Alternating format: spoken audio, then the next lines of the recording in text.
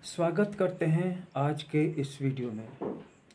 आज के वीडियो में हम आपको सभी ग्रहों के बारे में और उनकी महादशाओं के बारे में चर्चा करेंगे।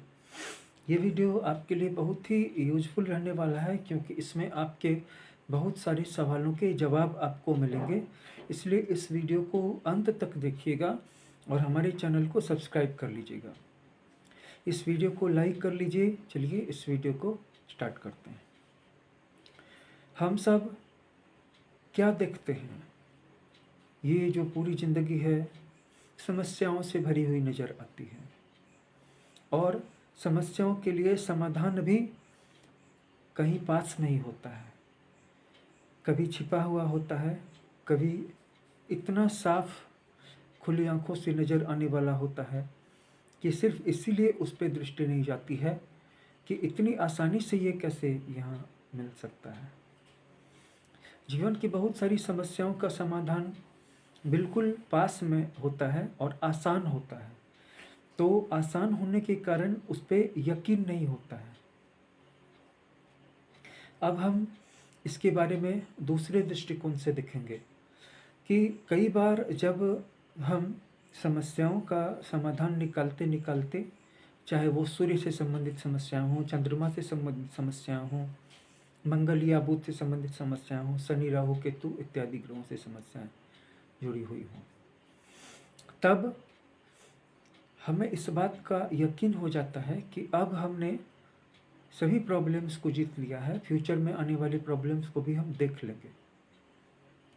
दरअसल में जीवन पूरा का पूरा हमारे कंट्रोल में नहीं है और जो कुछ हमें दिया जा रहा है वो एक लॉलीपॉप है। बच्चे को चिप करने के लिए एक बिस्कुट या एक टॉफ़ी,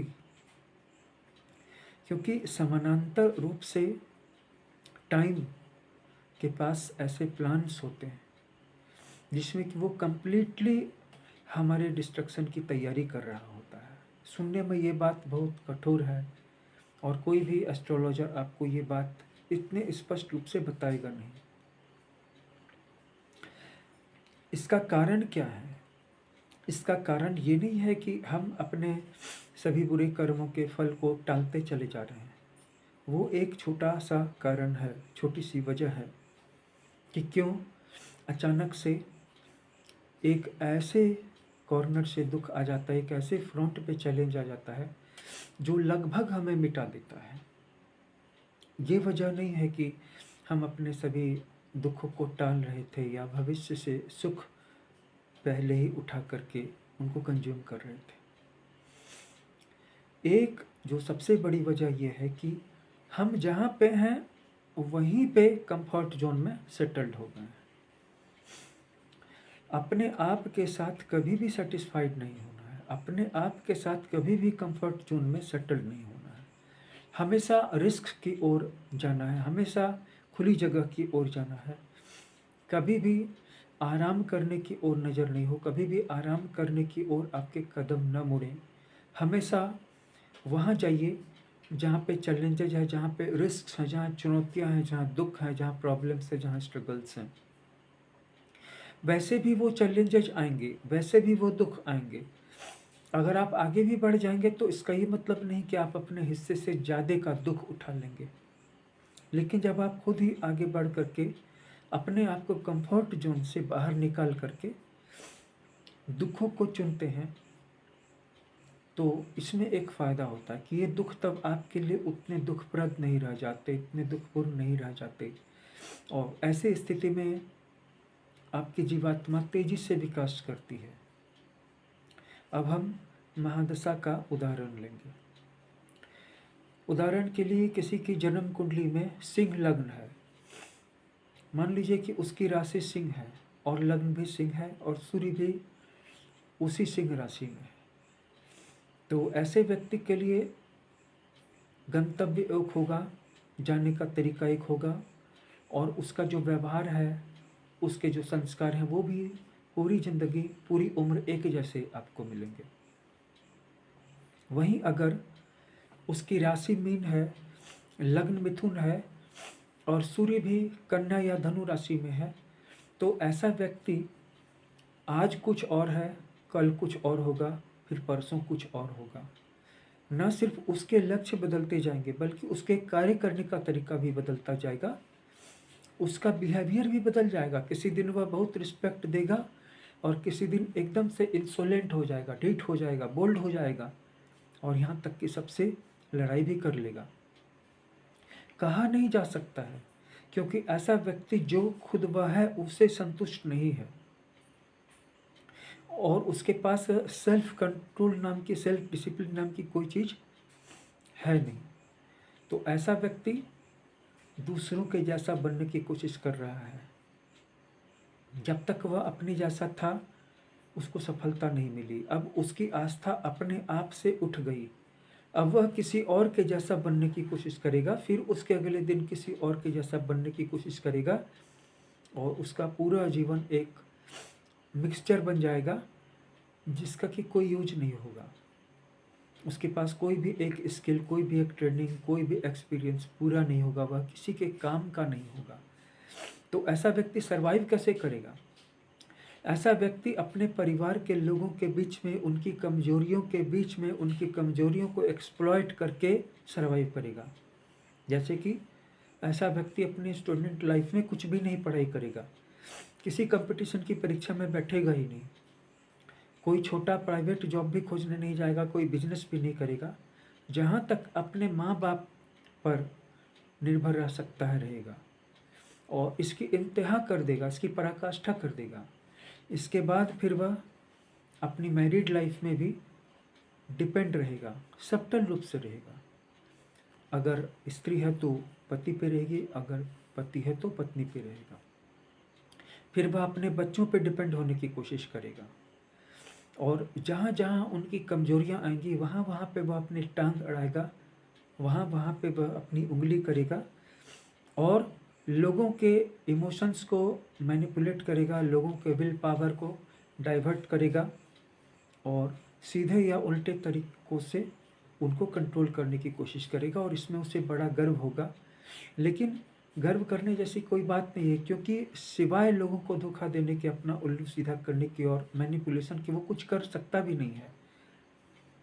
वह कोई चैलेंज नहीं ले सकता। मैंने अपने बहुत शुरू के एक वीडियो में कहा था कि मीन राशि के व्यक्ति किसी को चैलेंज नहीं देते। क्यों? क्योंकि डर है कि वो व्यक्ति इनको चैलेंज दे देगा पलट करके, और ये खुद अपने लिए भी चैलेंज नहीं लेते क्योंकि ये जानते हैं कि 3 दिन से ज़्यादा किसी एक विचार के साथ रुकना, किसी एक प्लान पे चलना इनके लिए नामुमकिन है, असंभव है, इम्पॉसिबल है।